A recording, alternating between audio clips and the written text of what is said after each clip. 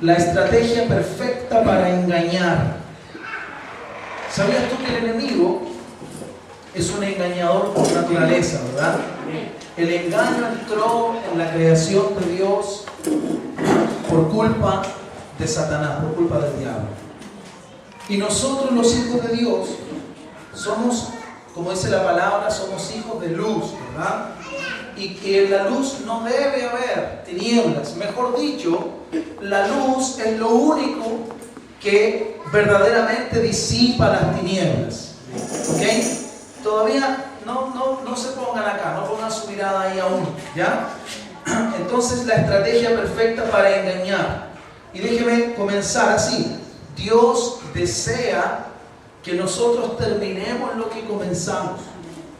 La voluntad de Dios es que uno comience algo y que uno acabe lo que comenzó.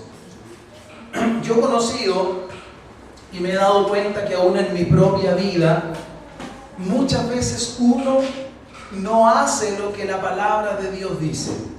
¿Qué dice la Biblia? ¿Qué dijo Jesús? Dijo Jesús, y este es un principio que si lo aplicáramos como debemos, nuestra vida sería muy diferente en muchos aspectos.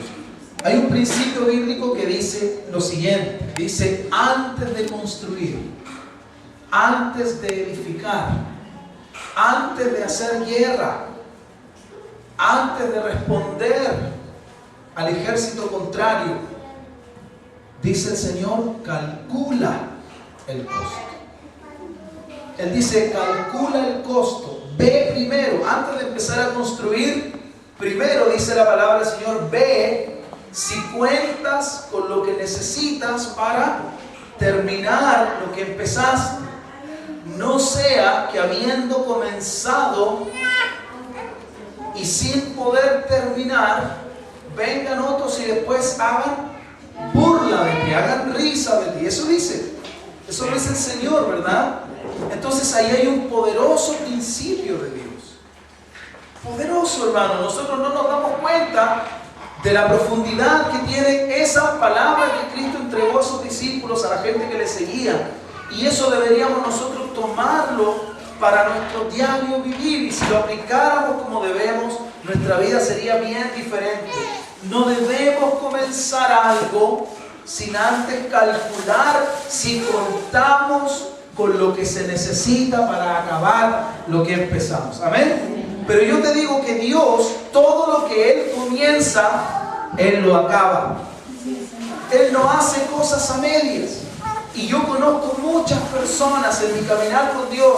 He conocido muchas personas que han hecho torres y las han dejado a la mitad. Y es terrible, hermanos. Y en mi propia vida he descubierto que yo he comenzado cosas y las he dejado sin terminar. ¿Te ha pasado a ti? Qué tremendo, ¿verdad? Qué terrible es comenzar algo y dejarlo ahí. Las personas que construyen saben, ¿no? Qué triste es cuando le dicen, ¿sabe qué? Maestro, yo creo que usted me haga una ampliación. Y empieza la persona a trabajar y de repente llega el minuto en el que dice, ¿sabe qué? Vamos a tener que dejar hasta acá porque no tengo el presupuesto para acabarlo. Se pierde todo, ¿sí o no?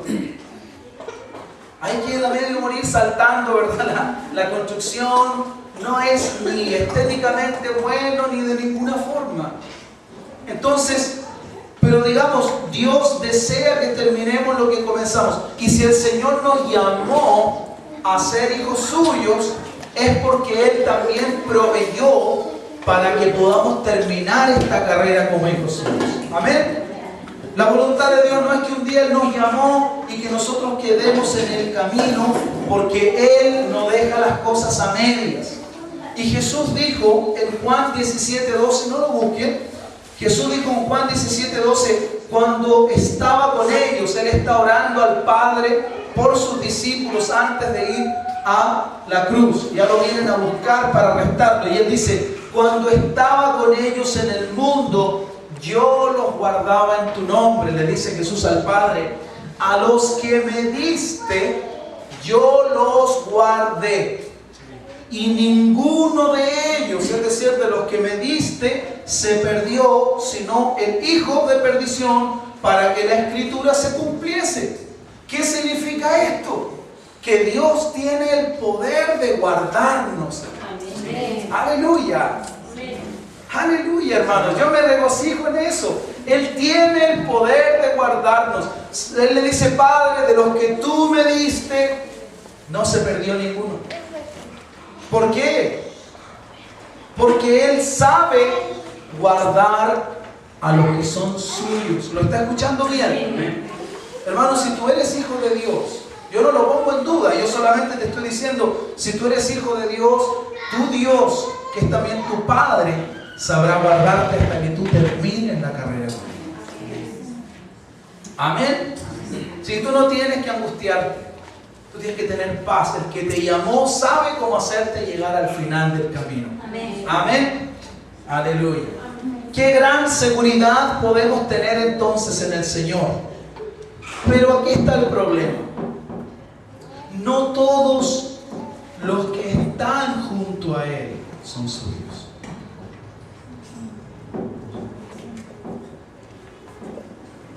De los que tú me diste, ninguno. Porque Él sabe guardarnos. Y de esto quiero hablar yo hoy día.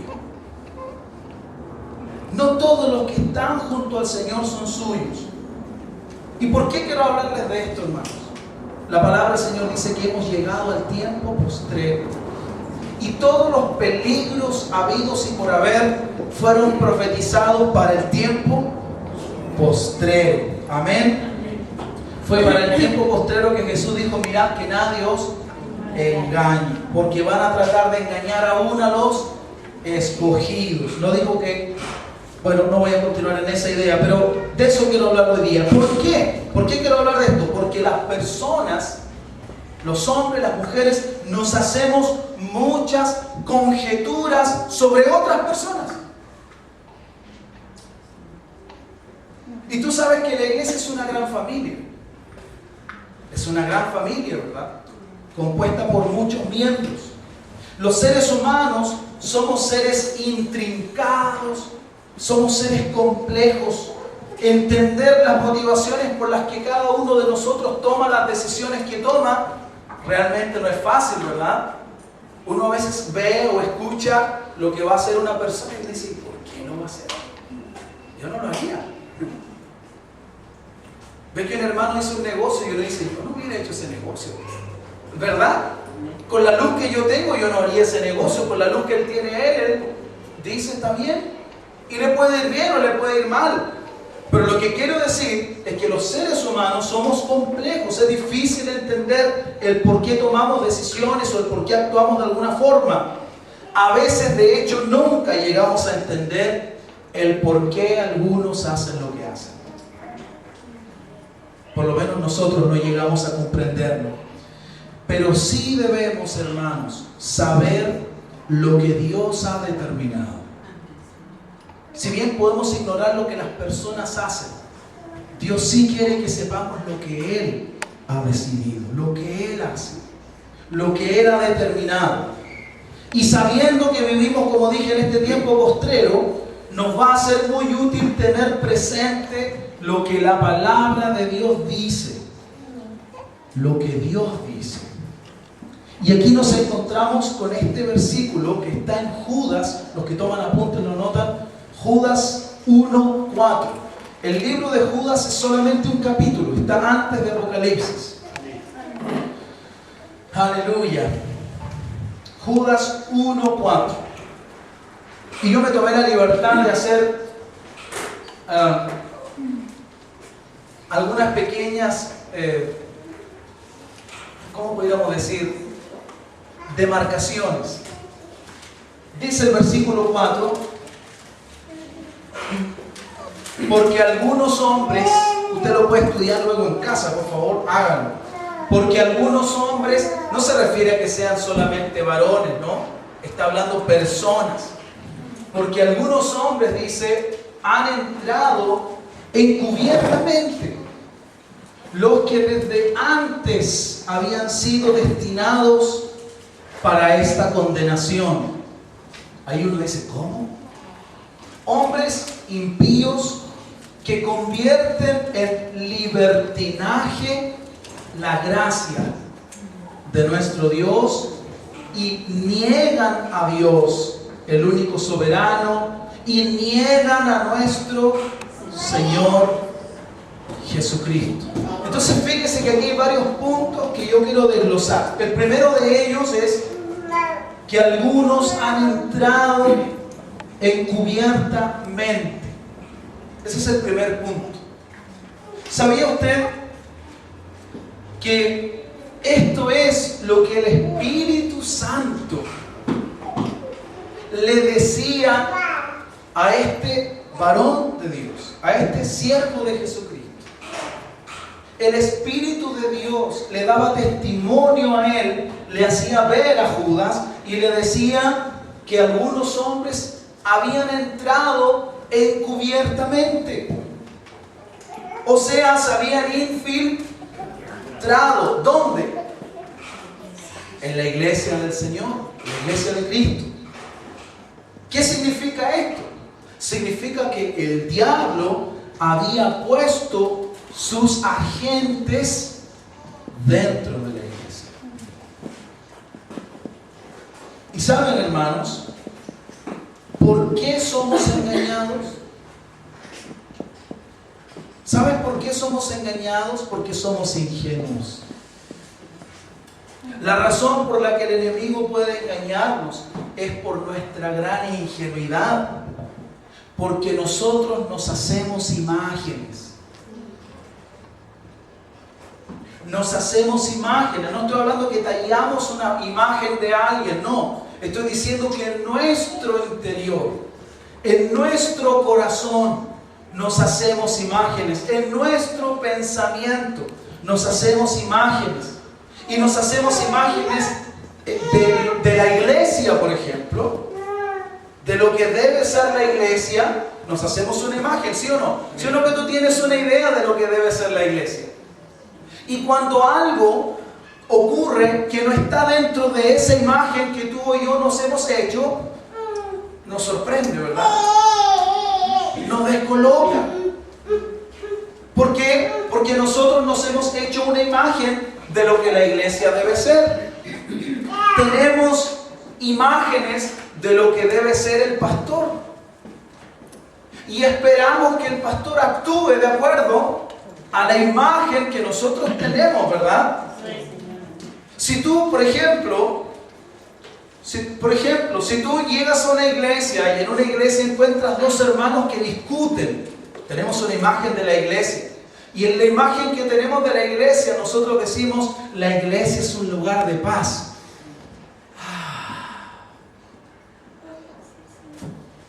No hay discusión en la iglesia. No hay discusión en la iglesia. No hay. Pero ¿cómo si en la casa del Señor Jesús no era el templo mismo de Dios? Respóndame, ¿Jesús no era Dios cubierto en piel humana? ¿Y Él tuvo discusiones? ¿Tuvo pleitos? ¿Tuvo contiendas? ¿Tuvo luchas? Porque nos sorprende que en una congregación pueda haber discusiones. Y el diablo viene y nos dice, no, eso no es de Dios, eso está mal. ¿Me estoy dejando entender? Estoy diciendo, hermanos, la estrategia perfecta para engañar. ¿Quién es el engañador? El diablo es el engañador. Su propósito es engañar, no a los que tiene engañados, no, por cierto que no. Él quiere engañar a los que están caminando, a los que se han escapado de su engaño, son el objetivo a engañar. ¿Amén? ¿Cuántos aquí dicen, yo me he escapado del engaño del diablo? La luz de Dios, la palabra de Dios me ha resplandecido, me ha iluminado. Lámpara ha sido a mis pies la palabra del Señor, ha sido una lumbrera a mi camino. Entonces, nos hacemos una imagen de la iglesia, nos hacemos una imagen de lo que debe ser el pastor. Tú encuentras un día, por ejemplo, hablando al pastor fuertemente con alguien Y lo primero que tú tal vez no sabes lo que pasó, pero lo primero que el diablo va a traer a tu corazón es algo feo. Porque el pastor debiera ser un hombre que prácticamente levita, ¿cierto? Él se desplaza casi siempre arrebatado, ¿verdad? El pastor debería siempre, en la imagen que tenemos, y tú no me puedes decir que no es así, en la imagen que tenemos, que nos hemos hecho, Dios dijo, no te harás imagen. Pero nosotros somos porfiados, hacemos lo que Dios dijo que no hagamos, lo hacemos. Y el diablo ocupa nuestra desobediencia para poner tropiezo a nuestro camino. Entonces nuestra imagen, dice el pastor, debe ser un hombre con una sonrisa, sus ojos deben ser como llama de fuego. Yo ya no soy ni lo uno ni lo otro. Ya no estoy dentro del perfil. Debe ser un tipo que habla con tranquilidad. Y yo soy gritón cuando predico y me muevo y salto. ¿Verdad? Ya no entro dentro del perfil. ¿Verdad?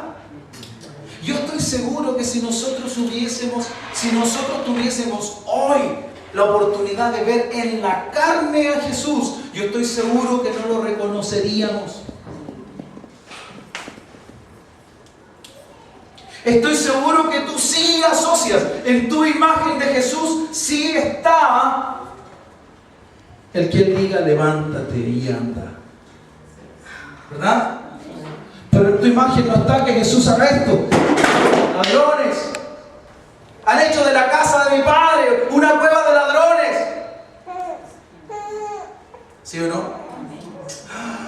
Eso no puede ser el Señor. Uy, esa no tenía que votar.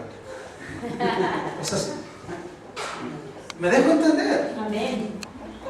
¿Qué dice la Biblia? Dice que Jesús entró y ¡pum! Azotó las cuerdas. ¿Dice o no? No fue y dijo, hermanitos, parece que no estamos entendiendo el propósito. ¿Me dejo entender, hermanos?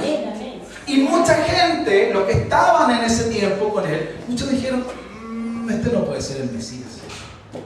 De hecho, no lo recibieron como Mesías porque Jesús no encajaba en la imagen que ellos tenían.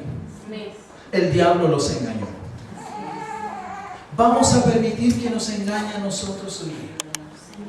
Vamos a permitir que ahora que llegó el tiempo postrero, desde el día que Cristo vino al mundo, estamos en el tiempo postrero, pero nosotros llegamos al postrero del tiempo postrero. Vamos a dejar que el diablo nos engañe por tener una imagen que no se apega a la verdad. Tenemos una imagen del pastor, tenemos una imagen de lo que debe ser el lugar. ¿Sabe cuánta gente yo he escuchado que me dicen, no, aquí debería haber una banquita, unas tablitas y un altar? Hermano, el altar está en todo lugar.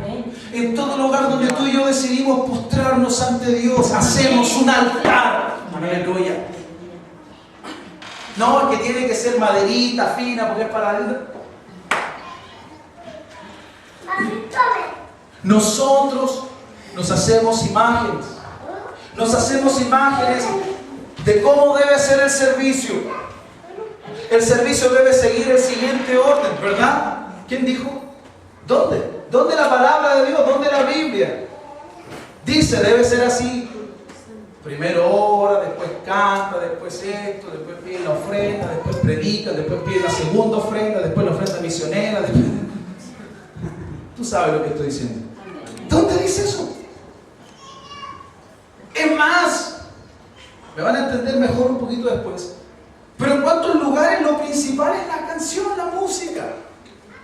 No, yo quiero ir a una iglesia donde haya bonita alabanza. ¿Es eso lo medular? ¿Qué le tocaba la música a Jesús antes de predicar? Respóndame esa pregunta. Pedro, Pablo, bueno, Pablo vino después, pero Lucas, Santiago, Felipe. ¿Quién le tocaba la música? ¿Quién hacía la oración antes de que Jesús predicara? Para que recibiera la... ¿Te das cuenta que esas son cosas que nosotros hacemos?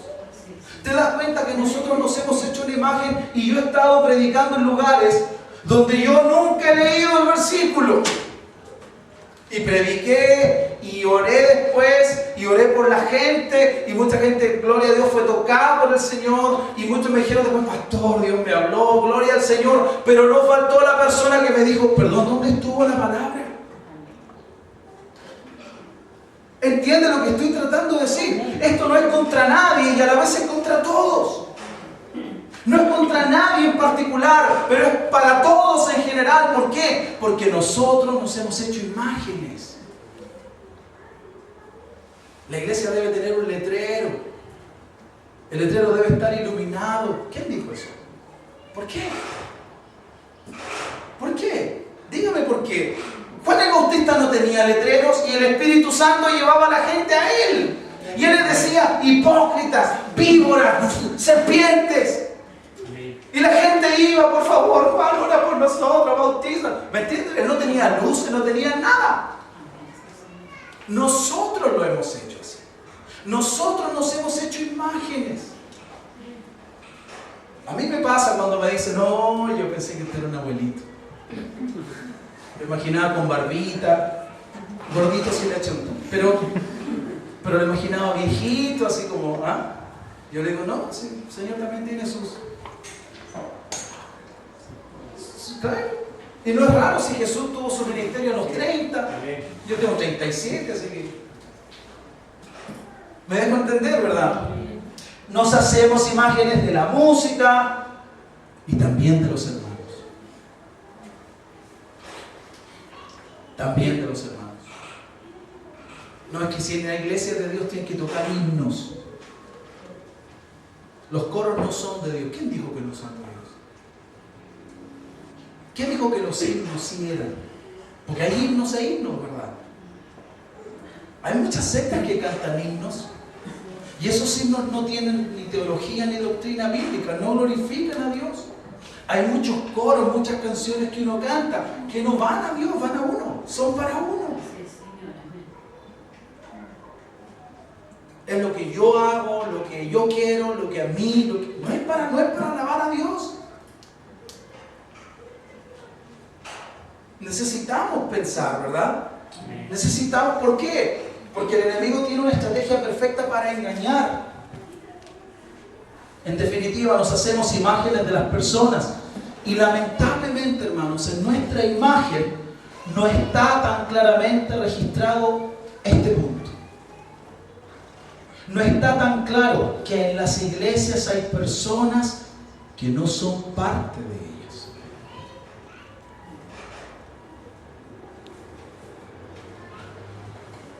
Aunque parecen serlo. ¿Sabe cómo se llaman?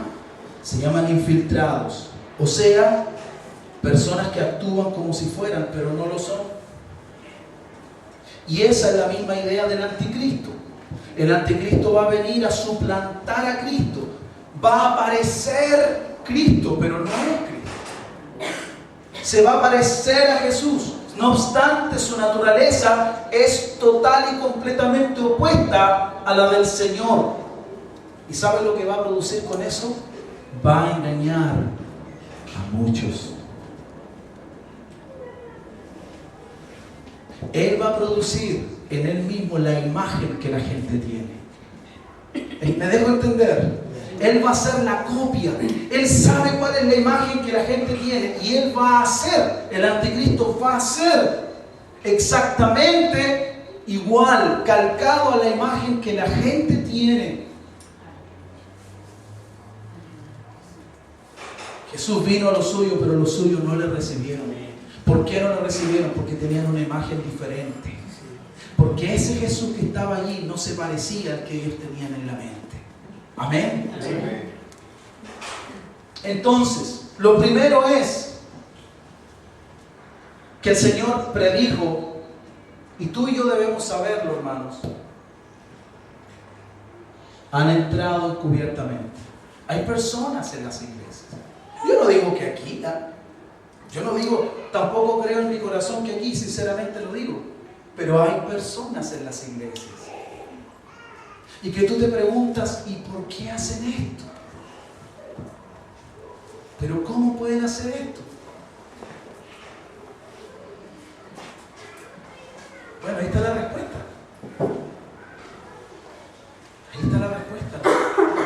El árbol se conoce por qué, dijo Jesús. El árbol bueno, ¿qué produce? El mal árbol no puede dar fruto. El buen árbol no puede dar mal fruto. Cada especie se reproduce por su género. Y tú conoces el árbol por el fruto que da. No por lo que dice, no por lo que piensa, sino por lo que es. ¿Me estoy dejando entender?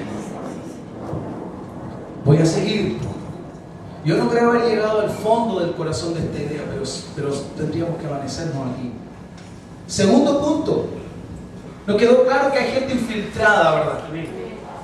En el tiempo apostólico había, y a lo largo de la época de la iglesia y hasta este tiempo va a seguir habiendo. Amén. De hecho, en pruebas bíblicas el Señor habló de la paja y de qué más. De la paja y del trigo, o del trigo y la cizaña, ¿verdad? ¿Sí o no? ¿Y qué dijo? Dijo, crecen. ¿Dónde? ¿Dónde? ¿Y qué característica tiene el campo? Es la casa del Señor, la iglesia del Señor, ¿verdad? El prado del Señor. ¿Y cuál es la característica que tienen uno y otro? Es que se parecen, pero uno da fruto mientras que el otro no. Amén. Y se parecen tanto que cuando los siervos del Señor dijeron, saquemos, arranquemos la semilla, él dijo, no, ustedes no, yo lo voy a hacer. Jesús dijo, ese es trabajo mío, mis ángeles van a venir a separar lo uno de lo otro. O sea, esa obra la va a hacer Dios, esa obra no la hace un hombre. Amén. Pero entiende que Jesús habló mucho de eso. ¿Y por qué nos sorprende entonces a nosotros? ¿Te das cuenta, como decía el otro día, que hay cosas que no debiera sorprendernos? Cuando Jesús le dijo, Pedro, tengo que lavarte los pies, dijo, no, se sorprendió. ¿Y por qué? Si eres Dios. A él se le puede ocurrir todo lo que él quiera. Y nuestra respuesta a Dios debería ser, amén, Señor. Lo que eres, lo tienes. ¿Lo quieres así? Así será. ¿No lo quieres? No, entonces no, Señor. Si a ti te gusta, a mí me gusta. Si tú no lo quieres, yo tampoco lo quiero.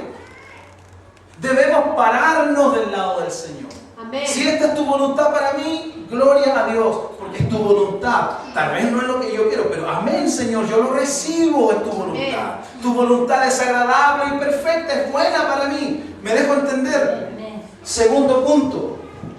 Hay algo complicado aquí. Dice que estos hombres o estas personas habían sido antes destinadas para esta condenación. Y esto, hermanos, es algo que puede producir confusión. Yo estuve revisando en varias versiones de la Biblia y hay versiones donde dicen que estaban marcados, ¿de acuerdo? Para la condenación. O sea, desde antes. Ahora, Dios, yo creo que lo que esto quiere decir no es que de repente Dios vio a uno y dijo, ya tú te tienes que condenar, toma. No, yo no lo veo así.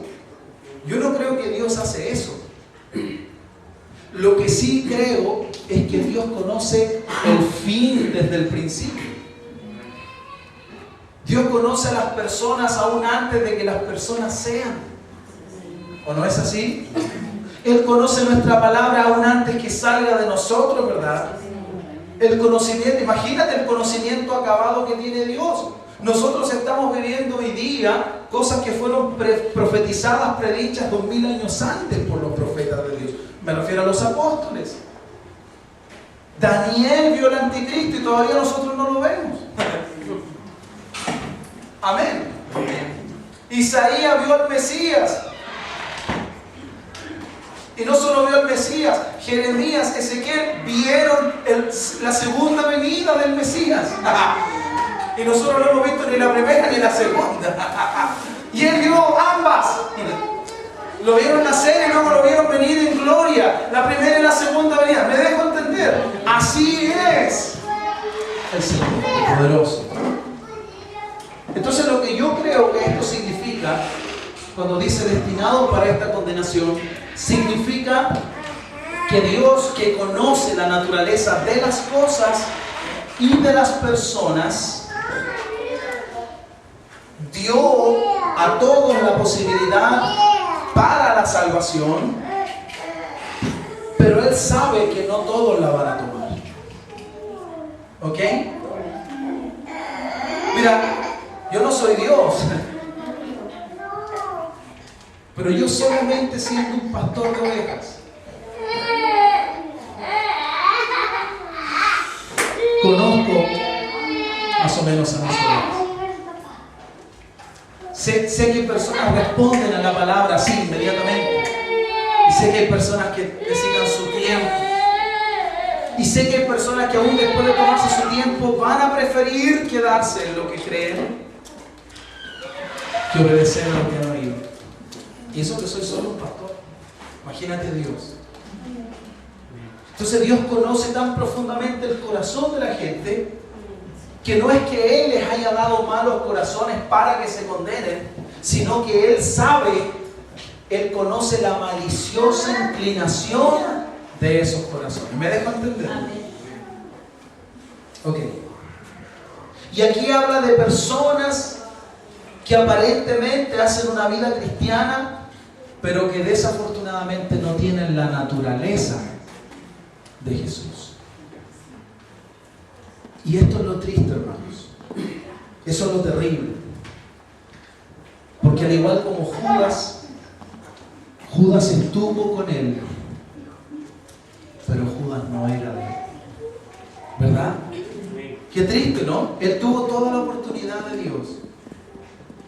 Satanás no solo vino a Judas, vino a Pedro. Y tú puedes tener la seguridad que vino a cada uno de los discípulos. Si tú estudias profundamente la Escritura, te vas a dar cuenta que Juan, que Jacobo, que todos fueron de alguna forma tentados. Tomás en la incredulidad, muéstrame, ¿verdad? En la incredulidad. Felipe, puede salir algo bueno, ¿me entiendes? O sea, cada uno mostró una hilacha, como decimos en buen chileno, ¿verdad? Y eso era una potencial puerta abierta para que el enemigo actuara. Dios conoce el corazón de las personas. Pero luego hay un detalle importante. Dice que estos que entraron encubiertamente y que estaban destinados por su oración y por su corazón, da una característica, dice que son gente impía. Hombres, dice, impíos. ¿Qué significa impío? Significa falto de piedad religiosa. Significa también incrédulo. Escuche esto. Significa incrédulo que no respeta lo sagrado.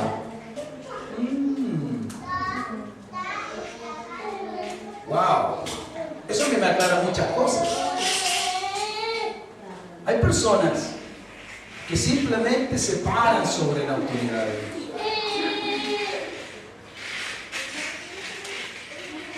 O sea, no respetan lo sagrado. No estoy hablando, cuando hablo de la autoridad, no hablo de los apóstoles, no, sobre la palabra de Dios, que es la autoridad de Dios. Qué complejo, ¿verdad? Qué complejo es eso. Y este último punto es interesante si uno lo analiza cuidadosamente. Escuche esto, por favor, hermano.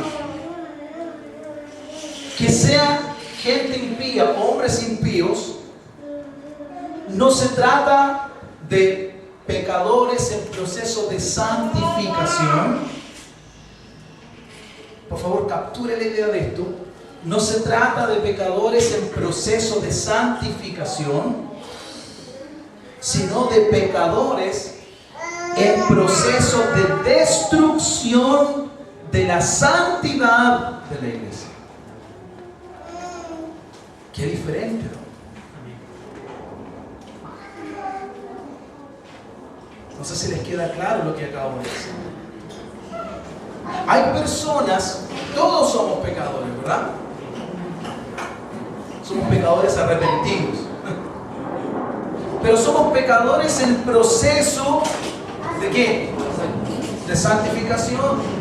La sangre de Cristo nos justifica purifica de nuestros pecados, ¿verdad? No somos perfectos, pero estamos en un proceso de santificación. La justificación es hecha en el instante mismo. Nuestros pecados, todo el acta de maldades que había contra nosotros, en el momento en que Cristo se vuelve nuestro Señor, nuestro Salvador, toda esa acta es botada a la basura, ya no sirve, ya no tiene peso contra nosotros. Su sacrificio ha cubierto nuestros pecados. Aleluya. Estamos limpios, sin deuda. Amén. Somos como esa casa sin deuda. ¿De acuerdo? Y entonces comenzamos un proceso de santificación. ¿Me dejo entender? En el que vamos dando pasos hacia la santidad de Dios. Pero cuando la Biblia habla de esta clase de personas, no son pecadores en proceso de santificación, sino pecadores en proceso de destruir la santidad de la iglesia. Déjeme explicarle. Primera de Juan 3:8. No lo busque porque está acá. Un solo clic. Ahí está. Primera de Juan 3:8 dice así: el que practica el pecado. ¿De quién es? ¿Quién? ¿Pero quién? El que practica el pecado. ¿Qué significa practicar? Si yo salgo, escúchame un poquito, si yo salgo a trotar una vez al mes, ¿soy un atleta? No. ¿Soy un jogger? ¿Un trotador? No, ¿verdad? Si yo toco la guitarra una vez cada 6 meses, ¿soy guitarrista? No, ¿verdad? ¿Me dejo entender?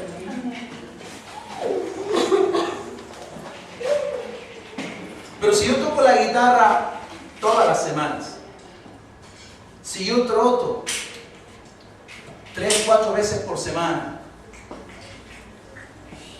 ¿puedo ser engrupado dentro de aquellos que practican? Seguro que sí. Y el Señor dice en su palabra: el que practica el pecado es del diablo, porque el diablo peca desde el principio. Para esto apareció el Hijo de Dios, para deshacer las obras del diablo. Entonces, el practicar el pecado es el problema.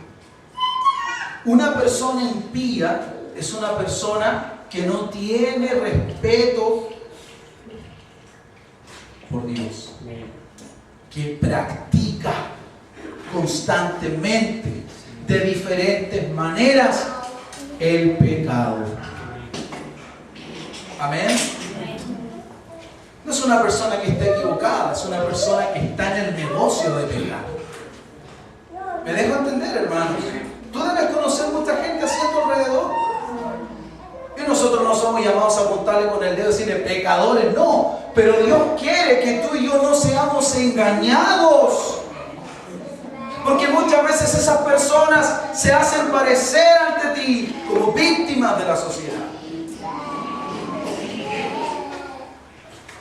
Y el Señor es perfectamente capaz de guardar ¿a quiénes? A los suyos. Sigue por favor, hermano.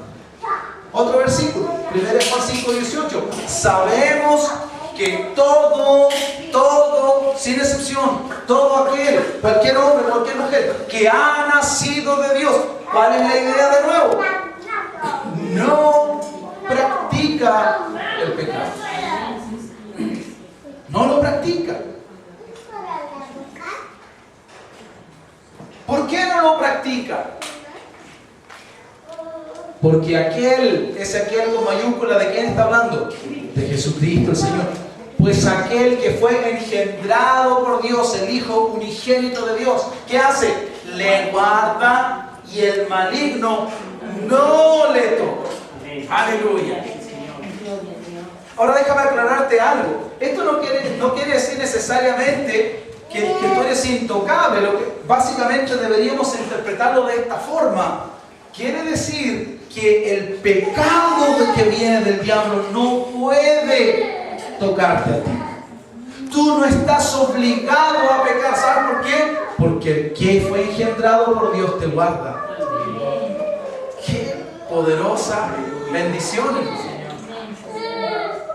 Mientras que cuando yo no tenía a Cristo, el diablo venía y me retocaba. Me violaba realmente, ¿verdad? Hacía lo que quería conmigo, ¿sí o no? Sin restricción. Él me hacía hacer todo lo que él quisiera. Ahora que yo he nacido de Dios, aquel que fue engendrado por Dios me guarda, entonces yo no practico el pecado. Y de hecho el pecado no puede venir y enseñorearse de mi vida. ¿Lo está entendiendo? Sí. Mira la libertad a la que nos ha llamado el Señor. Se puede vivir fuera del pecado.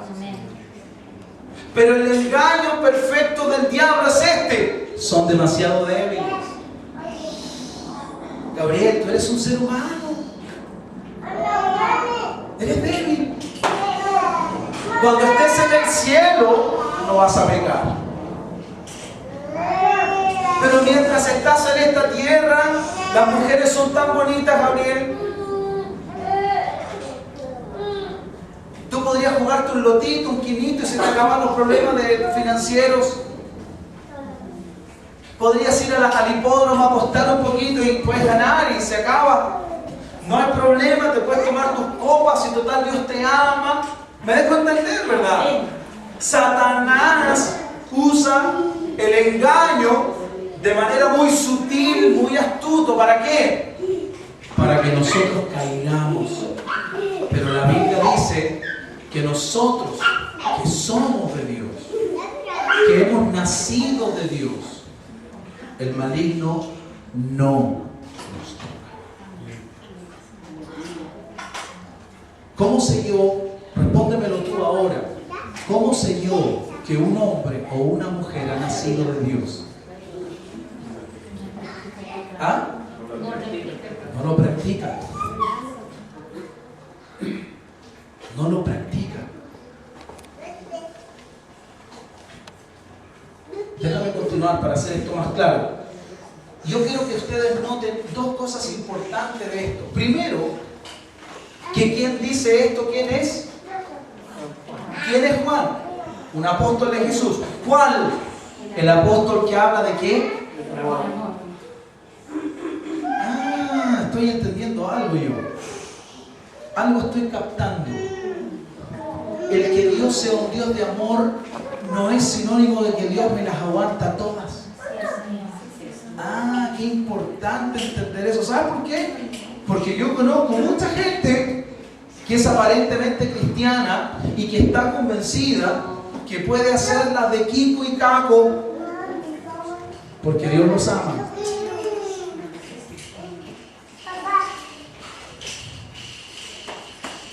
¿Me está entendiendo? Eso es estar engañado. Primero entonces el que dice esto es Juan, el mismo apóstol que habló tan extensamente sobre el amor. Segundo, como dije, el que diga que el maligno no le toca se refiere a que no puede obligarlo a pecar. ¿De acuerdo? No tiene libertad para llevarlo y hacerlo caer a uno. Amén. Así que soy responsable ante Dios. Punto número 4. Vuelve un poquito atrás, hermano. Sí. Vuelve atrás. Íbamos en los hombres impíos, ¿verdad? Y el punto 4, y tal vez el más peligroso, hermanos, y aquí quiero que me den unos minutos, es que estas personas convierten en libertinaje la gracia de nuestro Señor. Mira, y aquí quiero por favor que ustedes me escuchen con atención. Estas personas de las que habla Judas cumplen con un objetivo, tienen una razón de ser. Y ese objetivo, en las manos del diablo, por cierto, es hacer de la iglesia algo que la iglesia no es. Esos hombres impíos lo que hacen es abusar de la gracia de Dios. Escuchen esto con atención, por favor. Abusar de la gracia de Dios. Lo que hacen es menospreciar la gracia de Dios. Lo que hacen es tener en poco la gracia de Dios. Lo que hacen, en resumen, es pisotear la gracia de Dios. Y quiero demostrártelo muy claramente con la palabra. Adelante, por favor. Otro más y otro más. Miren lo que dice Efesios 2:8. que esto es palabra de Dios, ¿verdad? Amén. Porque por gracia sois salvos por medio de la fe. Y esto no de vosotros, pues es don de Dios. ¿Qué es don de Dios? La salvación es un don de Dios, pero no hay salvación si no hay gracia. Porque es la gracia la que nos permite acceder a la salvación. Por gracia entendemos nuestro estado perdido. Por gracia entendemos que hay un reino que Dios preparó para aquellos que le aman y le reciben. Amén. Date cuenta entonces, querido hermano, que la gracia es un don de Dios. Es una benevolencia divina. Es una concesión gratuita que Dios nos ofrece. Es, en otras palabras, la ayuda sobrenatural de Dios, y por lo tanto no podemos darnos el lujo de tomarla ligeramente. Y mira lo que hacen esos hombres impíos, no lo busques. ¿Qué es lo que hacían? ¿Convierten en qué? La gracia. ¿Cómo? Tú tienes que hacerte la pregunta, ¿cómo esos hombres impíos? ¿Cómo convierten en libertinaje la gracia de Dios? Primero, tenemos que entender qué es el libertinaje. Estos hombres de los que habla Judas convierten esa gracia en algo sin valor llamado libertinaje. ¿Cómo se define? El libertinaje es actitud irrespetuosa de la ley. O sea, no respetar. Bienaventurado el que guarda la ley de Jehová. Un libertino es alguien que no respeta la ley, que no respeta la palabra, que no tiene presente la palabra. Es una persona que no respeta la ética o la moral. Dice acá la definición que se trata de uno que abusa, escuche, de su propia libertad con menoscabo de la libertad de los demás. O sea, no solamente se corrompe a sí mismo, sino que con su corrupción también involucra a los que están a su alrededor. Eso es un libertino. Puede ser hombre o mujer. Y Judas se queja. El Espíritu Santo hace que presente esta advertencia. Cuidado, hay gente en las iglesias. Eso está diciendo el Señor, el Espíritu de Dios. Cuidado, hay gente en las iglesias que tienen aspecto, parecen, pintan, pero ¿sabes qué? En el fondo, a través del fruto, tú te das cuenta que no son, que no está la naturaleza. Y con su ejemplo, con su mal ejemplo, convierten la gracia, el don inmerecido que Dios nos ha dado, ¿en qué? En libertinaje. O sea, en una ocasión para pasar a llevar la ley, la ética y la moral. Terrible, ¿no? Pero hay una segunda definición de libertinaje. Significa desenfreno. Aleluya, el domingo estuve hablando del desenfreno, ¿se acuerdan? Sin visión, el pueblo. ¿Qué significa andar sin freno? Que no sabes dónde vas a parar. Qué terrible, Dios nos libre de que se nos corten los frenos nosotros que manejamos. Dios tenga misericordia de nosotros. ¿Sabes por qué? Porque si tú andas sin frenos, no solo tú puedes morir, tú puedes matar a gente inocente. Puede haber una persona esperando la micro y tú lo pasas por encima. Puede haber un niño cruzando la calle, puede haber un anciano camino a su casa, una dueña de casa, una mamá que va de regreso a su hogar, sus hijos la esperan y tú sin freno no puedes parar y la pasas por arriba.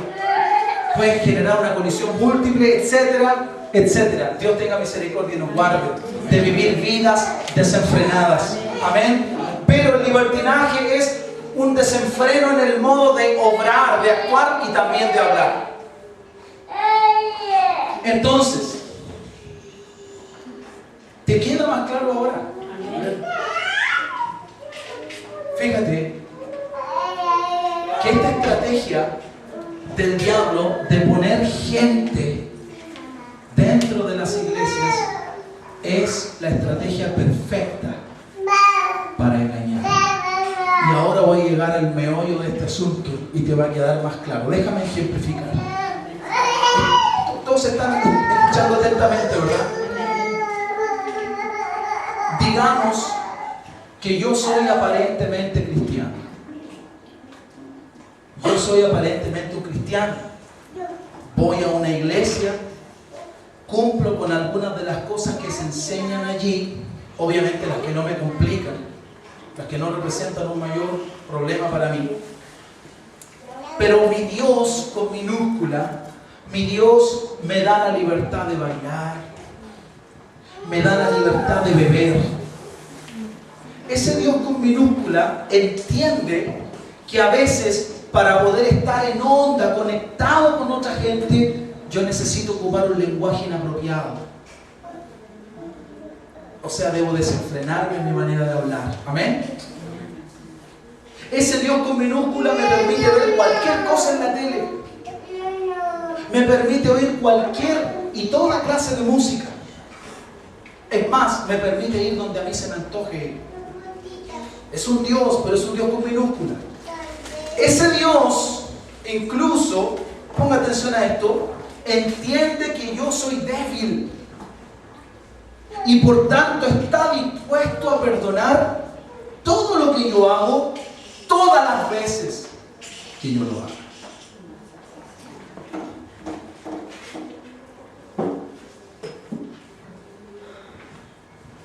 ¿Qué está enseñando ese aparente cristiano o cristiana? ¿Qué está enseñando al resto de la iglesia? No nos perdamos de vista. Judas dijo por el Espíritu Santo, hay gente infiltrada en las iglesias que tiene apariencia, que parece ser, pero que no es, son gente impía, que convierten la gracia de Dios en libertinaje, en un desorden. ¿Ok? ¿Cuál es el ejemplo que ese aparente cristiano le está dejando al resto de la hermandad? Que tú puedes vivir una vida libertina. El ejemplo que está dejando es que el camino de Dios es ancho, que es espacioso. Lo es. Si tú has conocido algo de la palabra de Dios, sabrás que no es verdad. Pero esa es la estrategia perfecta que el diablo ha usado para engañar, entre comillas, a la iglesia de hoy. Déjame hilar más fino, por favor. Esa persona, tal como dice la definición de libertinaje, abusa de su propia libertad con menoscabo de la de los demás y se convierte así en un pésimo referente para el resto, para los que le rodean y especialmente para los que se esfuerzan por obedecer a la fe del Señor y por andar en el camino angosto. Déjame ser más específico.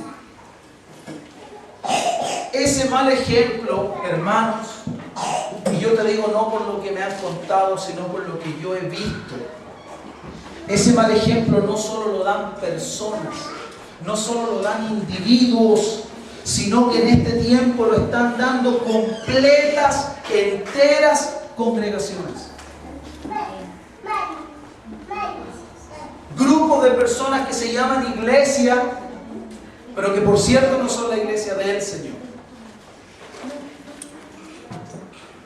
¿Sabes que no es la oscuridad que hay en el mundo el problema, sino la falta de luz que proyectan algunas iglesias, la que confunde a muchas personas y las hace tropezar?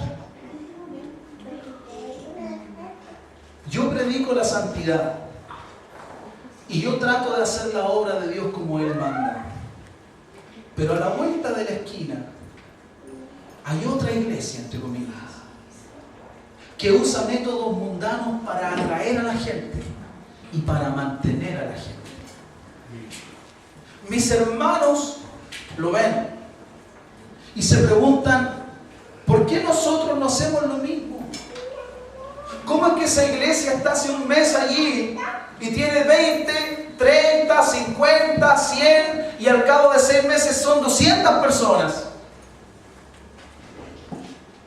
Y nosotros tratamos de vivir la palabra de Dios y aumentamos 10 personas por año. Y de repente viene el diablo y se lleva 5. Bueno, se lleva lo que es suyo nomás. Pero lo hace. ¿De acuerdo? Entonces tú a esos 10 le quitas 5, ganaste 5. 5 talentos. Pero tienes que multiplicar los 5 talentos. ¿Me dejo entender, verdad? Amén. Entonces, los hermanos se preguntan, ¿por qué no hacemos lo mismo?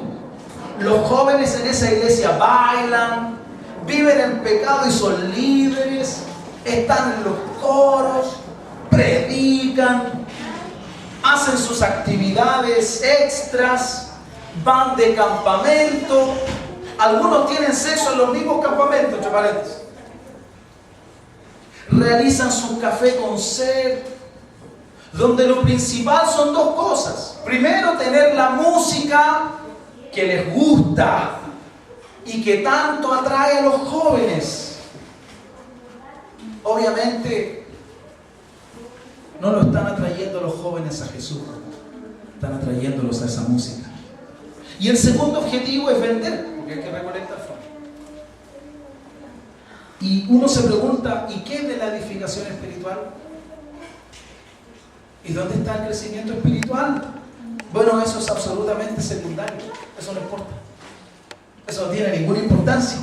No van a publicitar quién va a llevar el mensaje o la enseñanza o alguna forma de dirección espiritual. Lo importante es quién lleva la música. Lo importante es qué bandas van a tocar. ¿Es así o no es así? Estoy hablando de iglesia, de gente que tú y yo podemos decir, sí, yo lo he visto eso.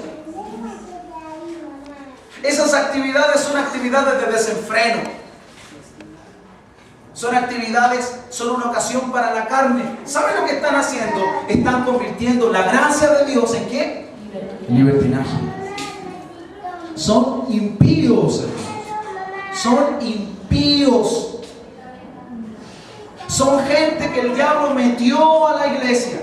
Son gente que el diablo infiltró en la iglesia. Ellos no van a convertirse a Cristo. Ellos van a desconvertir a los que se habían convertido a Cristo. ¿Y sabes qué? Eso ocurre gracias a los que encubiertamente y haciéndose pasar por hermanos. Lo peor viene cuando esos hermanos llegan a ser líderes. Entran en las iglesias para destruirla desde adentro. Lo he visto tantas veces, por tantos años. La razón por la que yo no soy muy popular es porque yo hablo estos temas. Amén. Hay gente que no le gusta que yo hable estos temas. Hay gente que está en el negocio de crecer. Yo voy a hablar a los colaboradores y a la iglesia de que el problema no es crecer. ¿Sabes cuál es el problema? El problema es cómo creces. Jesucristo quiere hacer crecer su iglesia, pero a su manera. ¿Me dejo entender? A su manera. Por último, versículo al principio decía niegan. No sé cómo volver al principio, hermano. El último punto era que niegan a Dios. ¿Y niegan a quién? A nuestro Señor Jesucristo.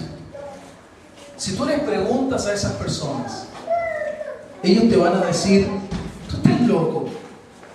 Yo nunca negaría al Señor. Yo lo confesé con mi boca. Escuche esto, con esto voy a terminar. Sí, claro, lo confesaron con su boca, pero te digo algo. En su corazón creen otra cosa. ¿Y cómo lo sé? Por sus frutos los conoceréis. Lo sé no por lo que dicen, lo sé por lo que hacen. El apóstol Pablo desafió a los corintios, le dijo, yo ya voy a ir para conocer no las palabras, sino el poder de aquellos que hablan. Muéstrenme el poder que tienen en Cristo. Muéstrenme el poder que tienen en Cristo para no pecar. Muéstrenme el poder que tienen en Cristo para vivir en rectitud. Muéstrenme el poder que tienen en Cristo para no negar la palabra de Dios. Y entonces conversamos. Eso es lo que Pablo estaba diciéndole a los hermanos. Porque había gente que estaba envanecida contra Pablo. No sé si lo han leído ustedes. Yo lo he leído. Está bien, varios lo han leído. Algunos estaban envanecidos. Estoy hablando de los corintios. Nosotros estudiamos la iglesia de Corintio. Yo les dije el año pasado que la iglesia de Corintio era un buen ejemplo de lo que es la iglesia hoy. ¿Se acuerdan? Eran personas que estaban ensoberbecidas. No, Dios me habló, Dios me dio una palabra, yo hablo en lengua, yo profetizo, yo esto, yo el otro, ¿verdad? Y Pablo veía la mugre que había dentro. ¿Cuántas iglesias están así hoy, hermano?